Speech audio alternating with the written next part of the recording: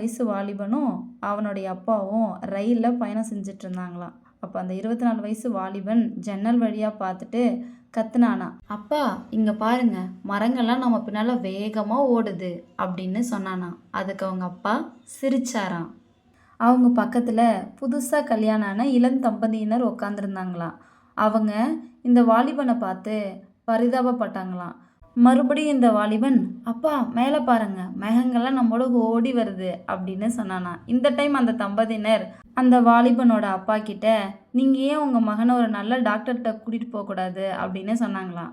அதுக்கு அந்த வயதான அப்பா சிரிச்சிட்டே சொன்னாராம், நாங்கள் டாக்டர்கிட்ட இருந்து தான் வந்துட்டுருக்கோம். என் மகனுக்கு பிறந்ததுலேருந்தே பார்வை இல்லை, இன்னைக்கு தான் அவனுக்கு பார்வை கிடச்சிச்சு அப்படின்னு சொன்னாராம்.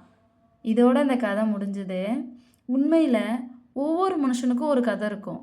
மற்றவங்க அதை தீர்மானிக்கணும்னு நினச்சாங்கன்னா அது மேக்ஸிமம் பொய்யாக தான் இருக்கும். சில நேரத்தில் உண்மையை நம்ம தெரிஞ்சுக்கிட்டா அது நம்மளை ரொம்ப ஆச்சரியப்பட வைக்கும். அதுதான் இந்த கதை நமக்கு சொல்லுது. ஒரு நாள் ஒரு அரசன் ஒரு துறவியை தேடி போனாரா.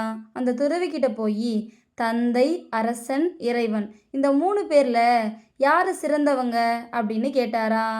அதுக்கு துறவி, அரசே, தந்தை பொன் போன்றவர், அரசனோ வெள்ளிக்கு ஒப்பானவர், இறைவனோ உணவு தானியம் போன்றவர் அப்படின்னு சொன்னாரா.